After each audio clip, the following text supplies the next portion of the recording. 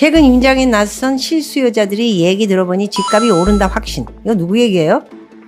집값이 오른다고 확신한 거는 그 밥 먹고 사는 유튜브 애들이 확신을 한 거지 누가 그런 확신을 했습니까? 나는 내가 보는 그 신문이나 이런 거는 확신을 한 사람들은 그렇게 많지가 않더라고요. 누가 확신을 했어요? 집값 하반기에도 떨어진다. 이 말했다 저 말했다 참 장난질들 많이 치네. 에? 근데 여기는 한국건설산업연구원에서 얘기한 거라 조금 낫습니다. 신문에서 얘기하는 거 반만 믿으시고 반은 그냥 참고만 하시면 됩니다. 그래서 한국건설산업연구원에서 말한 것은 집값 하반기에도 떨어진다. 건설 수주도 전년 대비 13% 뚝뚝뚝.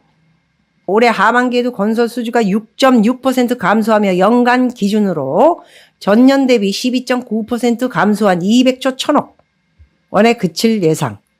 건설 수주는 2019년부터 2022년까지 4년 연속 증가해서 2022년에는 역대 최저치를 기록했지만 2023년에는 주택 경기 부진으로 전년 대비 감소할 것으로 보인다. 밑에는 뭐 읽거나 안 하고요. 그래서 어찌됐든 제일 중요한 것은 건사년 한국건설산업연구원에서 하반기 집값 더 떨어지고 건설 수주도 13% 뚝. 통계가 이러니까 한 30% 뚝 이렇게 떨어졌다고 생각하시면 됩니다. 자, 사람들이 월급 절반 가량은 빚 갚는 데 쓰고 있다고 합니다. 지금 그렇겠죠. 그러면서도 집을 꽉 쥐고 있죠. 내 집 내놔라. 내 집 내놔라. 내가 절대로 집값 지금 원가로 못 팔아. 더 밑으로 못 팔아. 끝까지 들고 있을 거야. 계속 들고 있어요. 그러면서 올 1분기에도 DSR 전세 준 사람들한테 이제 뭐 살려주는 방법이 DSR, 대출을 풀어준다. 그래서 그 DSR이 40%를 넘겼다. 40% 대출 받았나요? 예? 야, 대단하네, 대단해. 뭐 하는 짓이야 도대체. 응? 자, 이제 대치동의 집 주인들이 대치동 송파 뭐 그 옆에죠 다. 당장에 10억씩 어디서 구하지? 집 팔면 되지.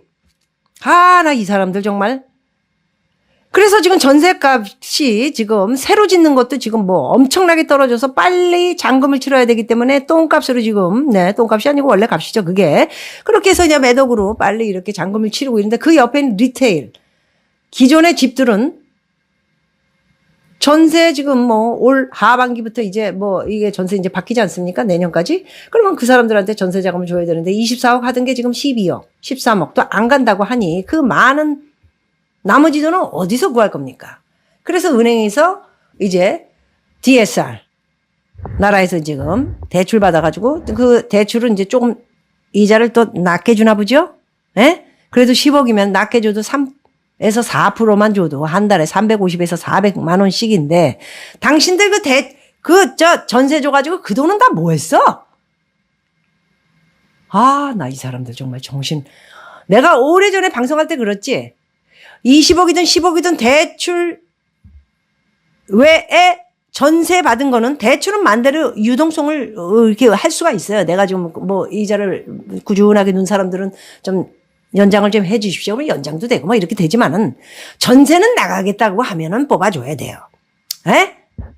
근저당 설정해 놓잖아. 그래서 우리 집도 딱 근저당 설정해 놨었어. 내가 그래서 그걸 앞을 내다보고 다 못 맞춰줄 것 같으면 빨리 5억 내려가지고 집 팔아버렸잖아요, 내가. 5억 내렸다고요, 당시에. 잘 나갈 때도. 왜? 1등으로 팔려고. 5억을 확 내려버렸어, 당시에. 40억이면 35억. 바로 나가더만. 오랫동안 안 나갔어요. 나도 높은 값을 불러놓으니까 안 나가더라고. 그러다 갑자기 5억을 확 내려버리니까 그냥 바로 나가버리잖아. 그래가지고 그 다음 들어온 사람이 갭 투자로 그 집을 샀는데 왜 나한테 연락을 해? 이 전세 들어있는 이 양반아. 나는 끝났어요.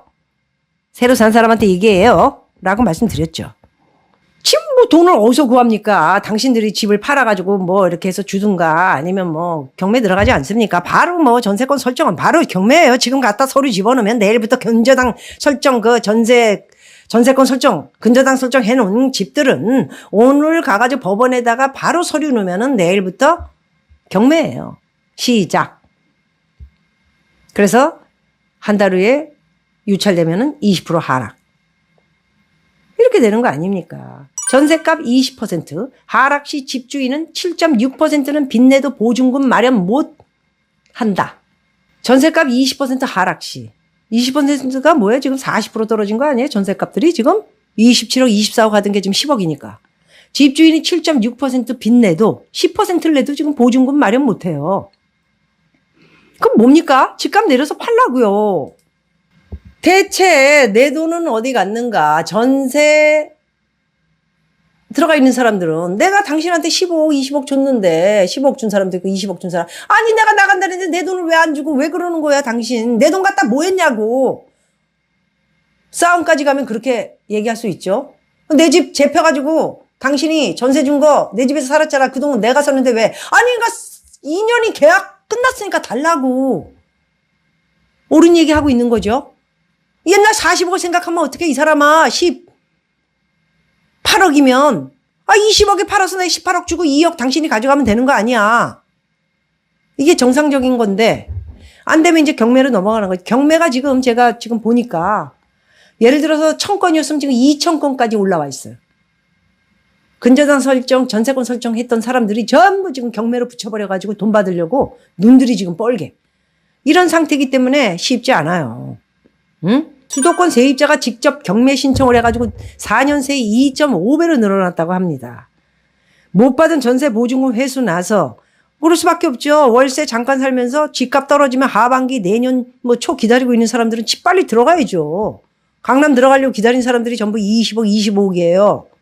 근데 집값이 지금 전세값이 12억으로 떨어졌잖아요. 당연코 나 같아도 돈 내놔. 내가 무슨 내려가지고 전세 살아. 싫어. 돈 다 내놓으세요. 25억 내놓으시라고요.